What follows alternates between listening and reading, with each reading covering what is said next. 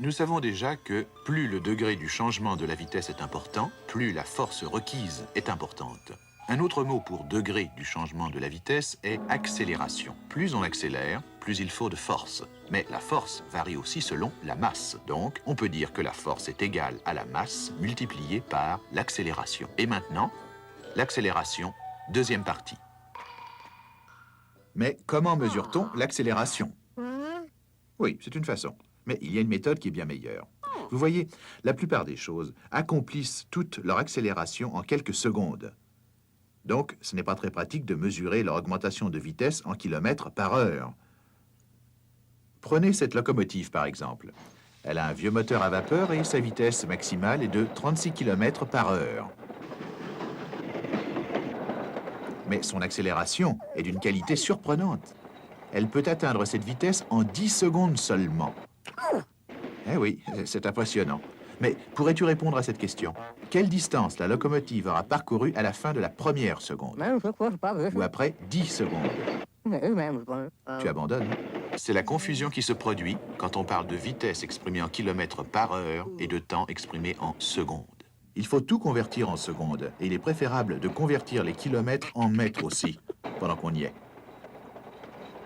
La vitesse maximale du train est de 36 km par heure, ce qui est la même chose que 36 000 mètres en une heure. Puisqu'une heure comprend 60 minutes, on peut diviser 36 000 mètres par 60 pour savoir combien de mètres sont parcourus en une minute.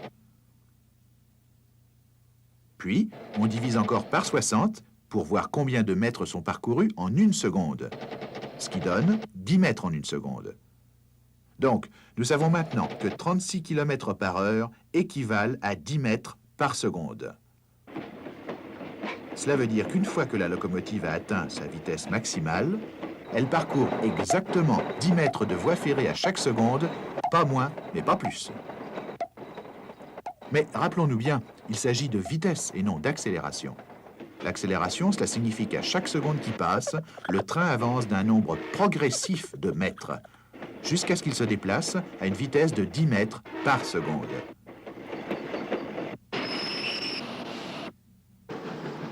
Mais ça n'a pas toujours été comme ça. Prêt?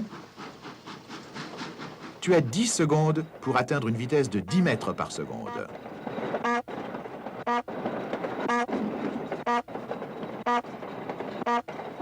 Très bien.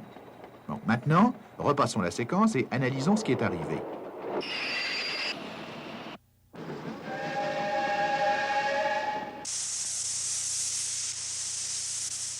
Durant la première seconde, tu atteins une vitesse d'1 mètre par seconde en parcourant une petite distance de voie ferrée. Durant la deuxième seconde, tu atteins une vitesse de 2 mètres par seconde en parcourant une distance plus importante de voie ferrée.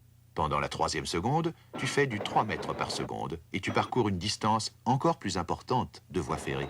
Jusqu'à la fin de la 10e seconde, moment à partir duquel tu roules à une vitesse constante de 10 mètres par seconde en parcourant 10 mètres de voie ferrée à chaque seconde qui passe. Ton accélération est terminée. Mais de combien était-elle précisément? Exact. Ta locomotive a augmenté sa vitesse d'1 mètre par seconde. Chaque seconde. En d'autres mots, ton accélération était d'1 mètre par seconde, ce que les physiciens écrivent de la façon suivante. Et c'est ainsi que l'on mesure l'accélération.